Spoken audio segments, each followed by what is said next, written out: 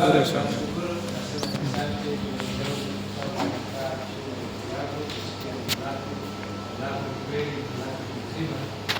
kwa sababu umesema sisi tutakao nena kwa Roho wako atanena katika yetu.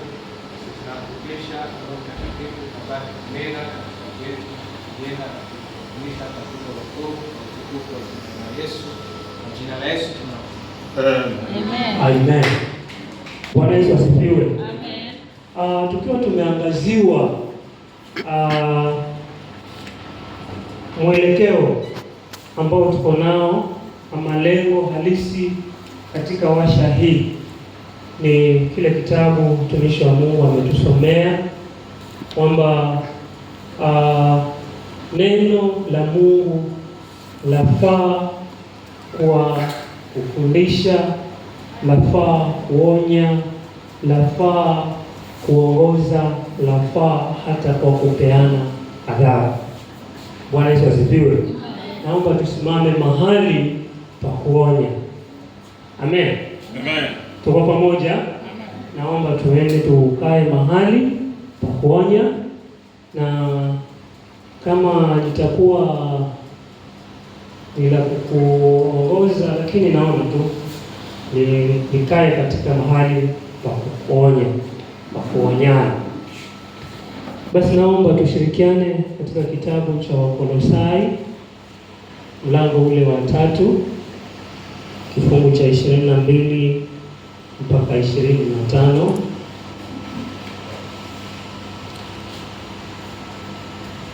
Kunaye amefika hapo? Nitasoma.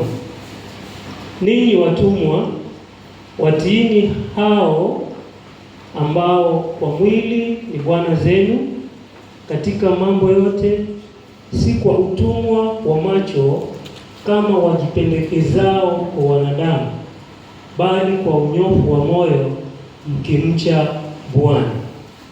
Lolote mfanyalo lifanyeni kwa moyo kama kwa Bwana, wala si kwa mwanadamu, mkijua ya kuwa mtapokea kwa Bwana ujira wa urithi, mnamtumikia Bwana Kristo. Maana adhulumuye atapata mapato ya udhalimu wake, wala hakuna upendeleo. Amen. Amen. Na mwingine anaweza soma zaidi hapo nisoma. Mungu mwingine asome tu. Tupite pamoja hapa.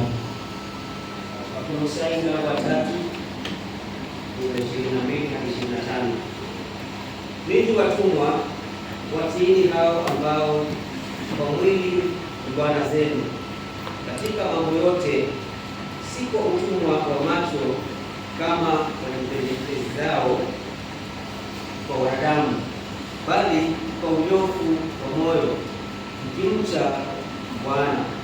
Lolote mfanyalo lifanyeni kwa moyo kama kwa Bwana, wala si kwa mwanadamu, mkijua ya kuwa mtapokea kwa Bwana ujira wa urithi, maana namtumikia Bwana Kristo. Maana adhulumuye atapata mapato ya udhalimu wake, wala hakuna upendeleo. Bwana Yesu asifiwe.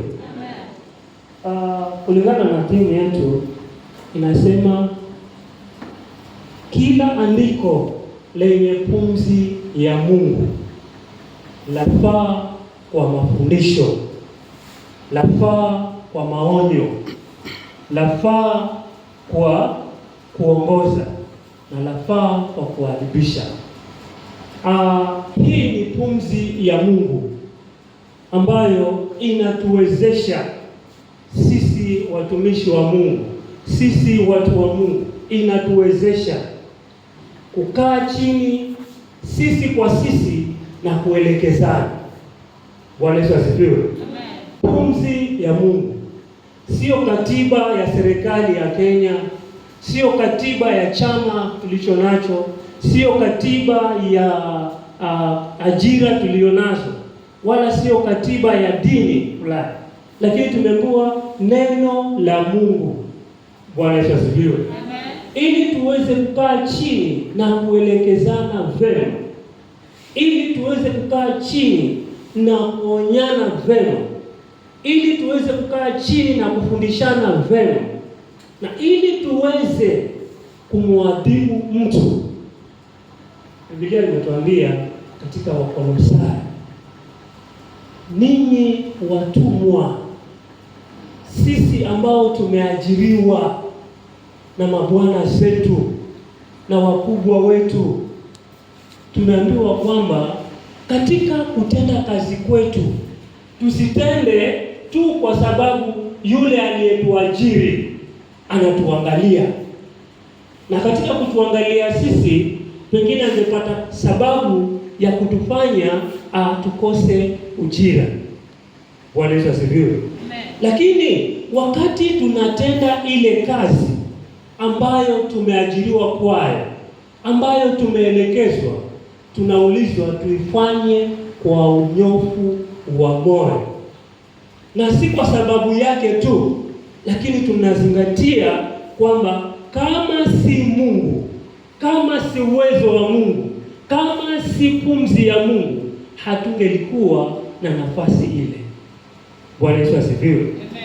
Lakini leo ama siku hizi tunaweza pata kwamba mwenye kuajiriwa anaenda mpaka anaweza kuwa na kiburi, anajifanyia yale anataka, na katika kujifanyia yale anataka anasahau kwamba Mungu ndiye aliyemwezesha kupata ile ajira.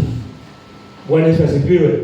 Eza kuwa uko katika ofisi, eza kuwa uko katika shamba, eza kuwa uko katika mahali popote pa ile ajira.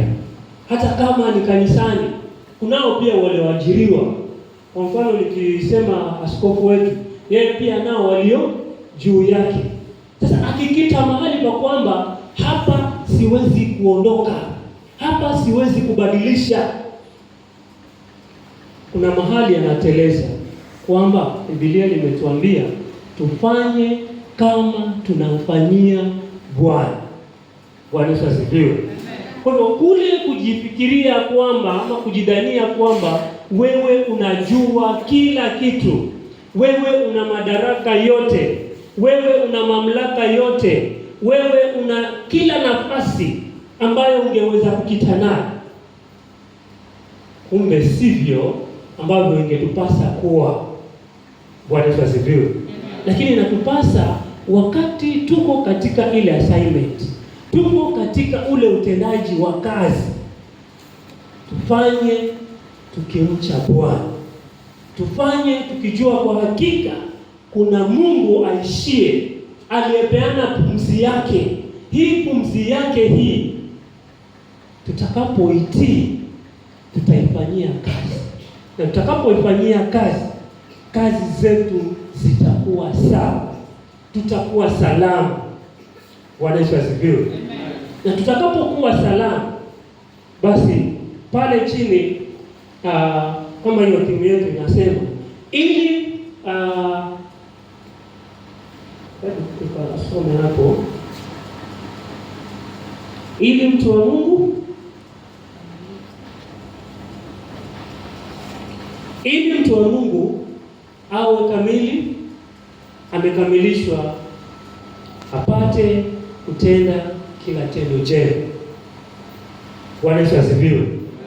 Hili limeletwa kwetu katika kutenda kwetu, ili kazi yako ifanyike vema, ili uwe mtumishi bora, ili uweze kutenda neno jema.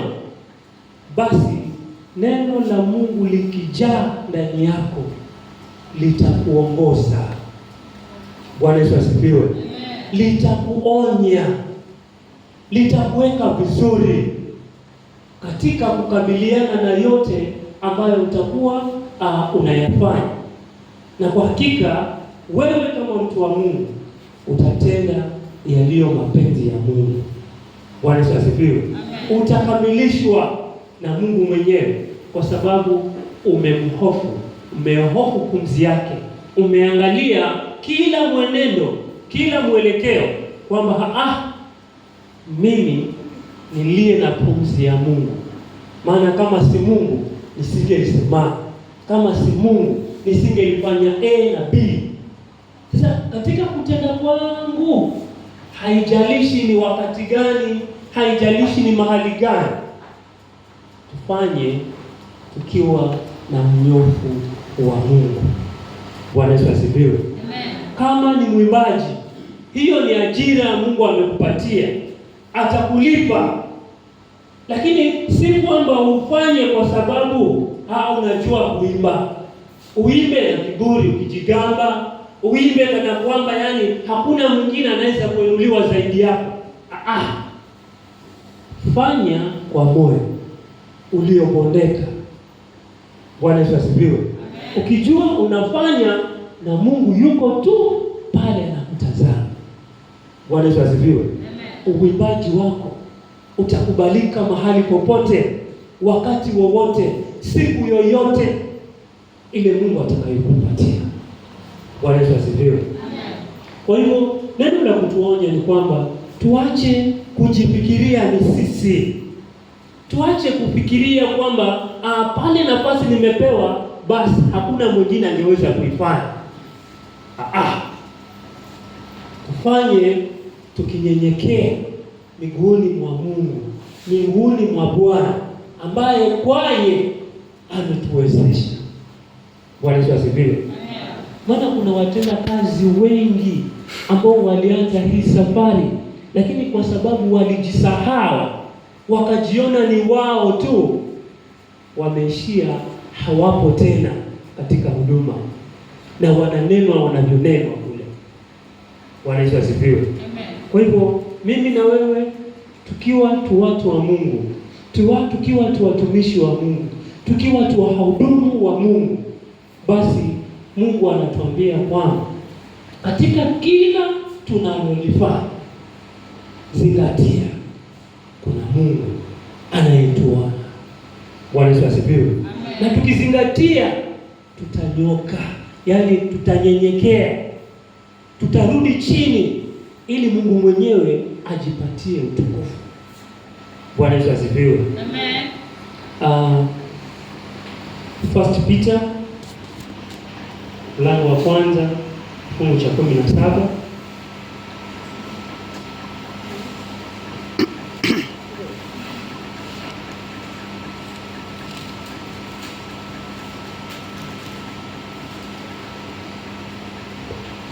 Waraka wa Petro wa kwanza mlango wa kwanza fungu cha 17.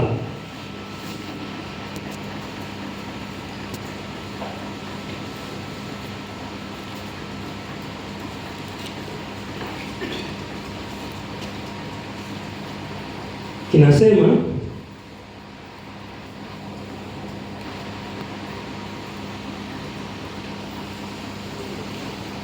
na ikiwa mnamwita Baba, yeye ahukumuye kila mtu pasipo upendeleo kwa kadiri ya kazi yake, enendeni kwa hofu katika wakati wenu wa kukaa hapa kama wageni. Na ikiwa mnamwita Baba, yeye ahukumuye kila mtu pasipo upendeleo kwa kadiri ya kazi yake, enendeni kwa hofu katika wakati wenu wa kukaa hapa kama wageni. Bwana Yesu asifiwe. Kumbe tunaishi lakini hatutaendelea. Kuna muda utafika tutatoweka. Sasa kama tunaishi tukijua kwamba Mungu ndiye ametukubali, ameturuhusu kwamba tuishi, basi na tuishi tukinyenyekea miguuni kwake. Bwana Yesu asifiwe.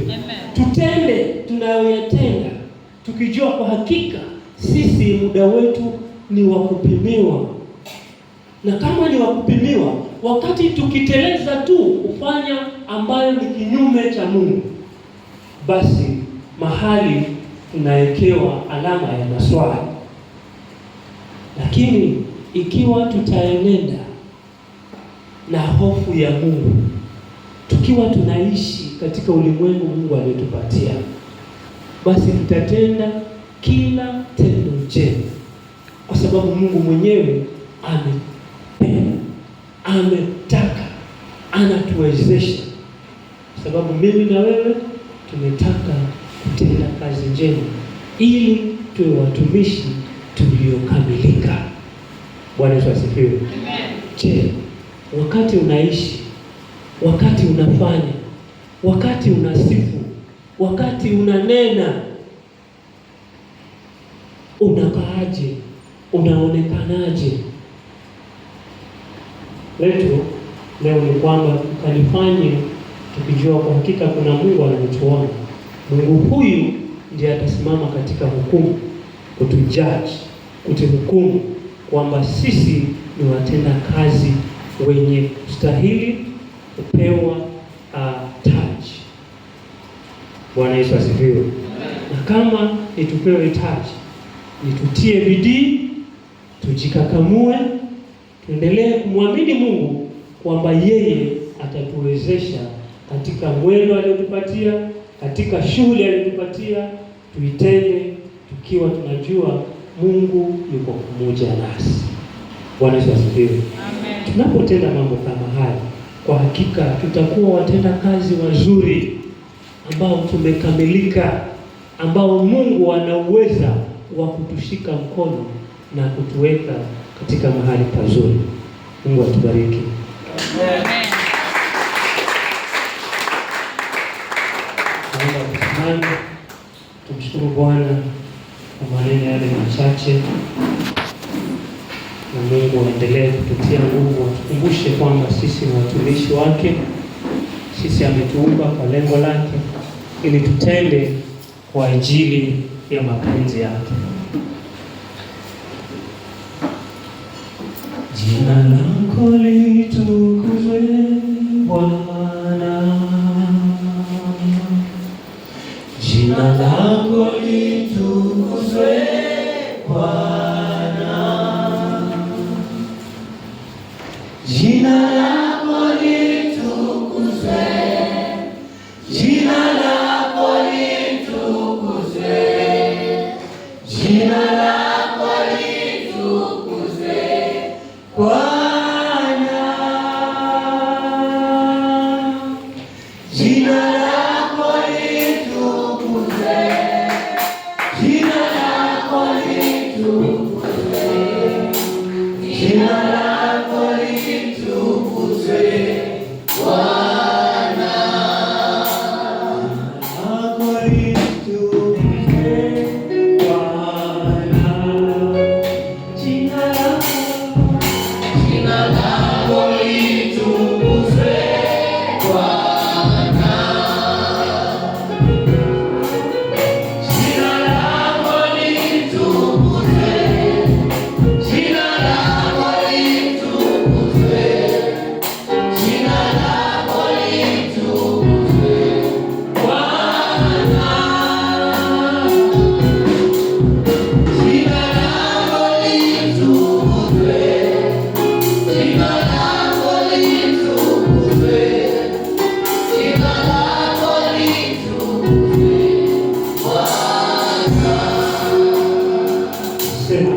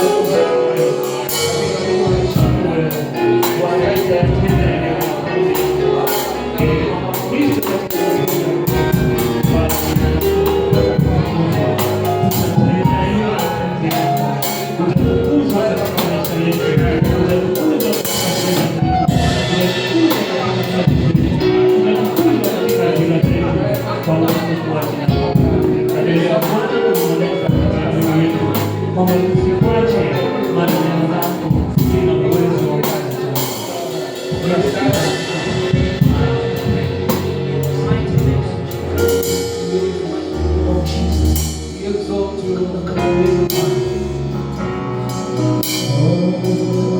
Makofi mazuri kwa mtumishi wa Bwana.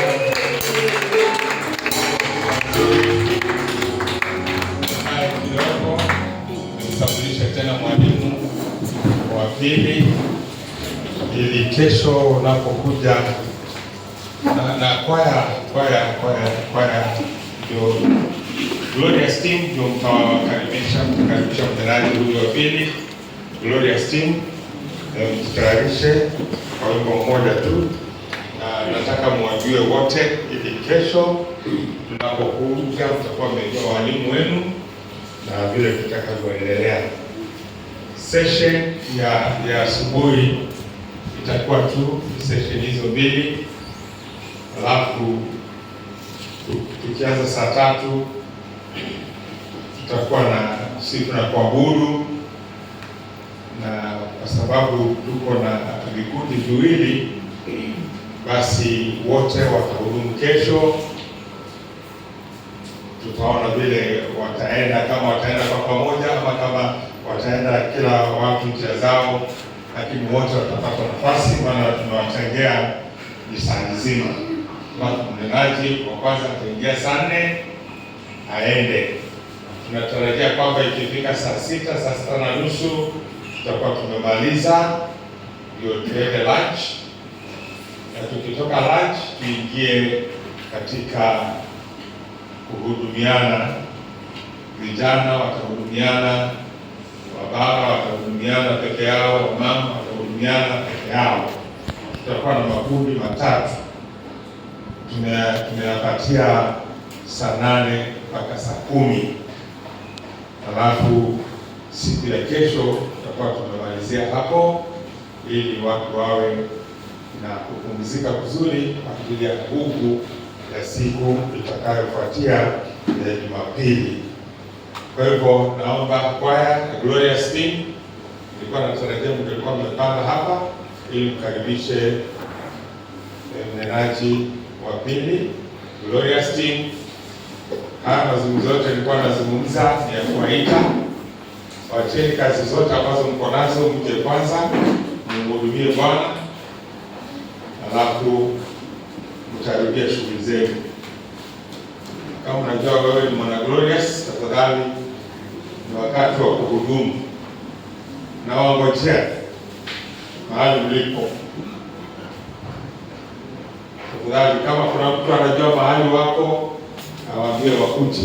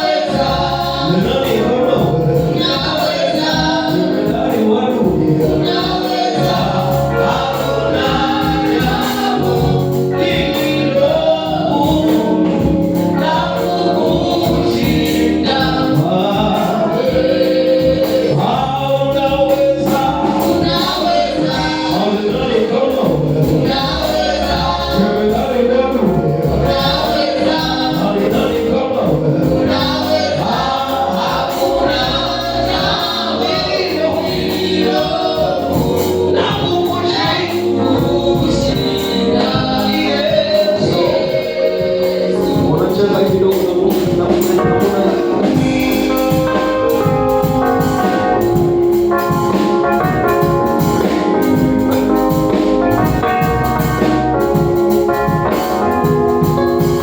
Bwana kanena na mtumishi wake Yeremia, akamwambia nenda mpaka kwa mfinyanzi, uangalie atakapokuwa akifanya kazi yake, alafu utaelewa jinsi nilivyokutuma.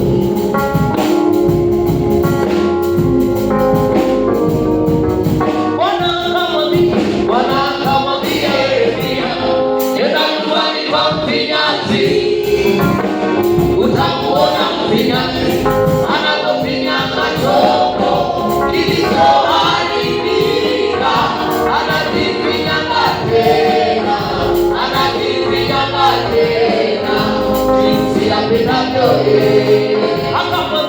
Bwana akamwambia Yeremia, nenda nyumbani kwa mfinyanzi, utamuona mfinyanzi anapofinyanga chombo kilichoharibika, anakifinyanga tena, anakifinyanga tena jinsi apendavyo yeye.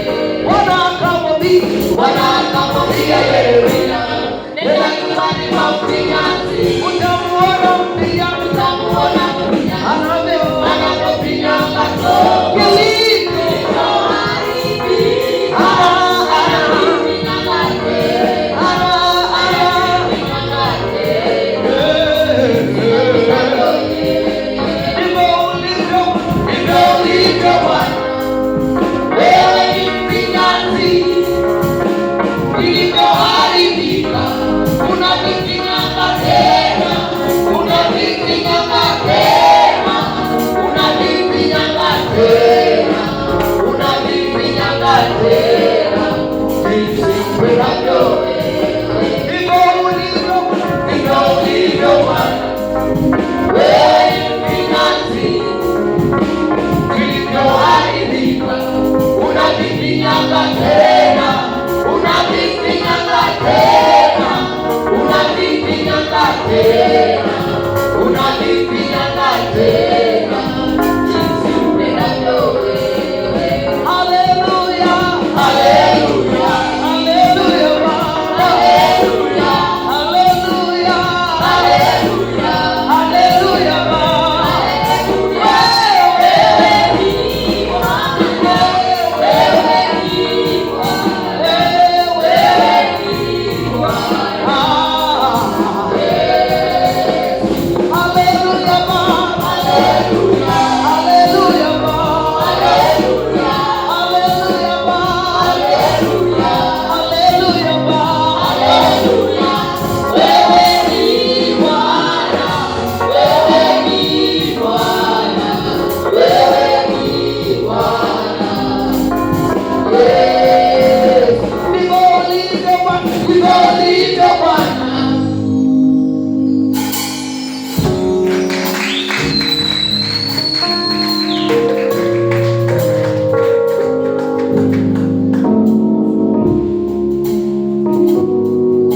Haleluya.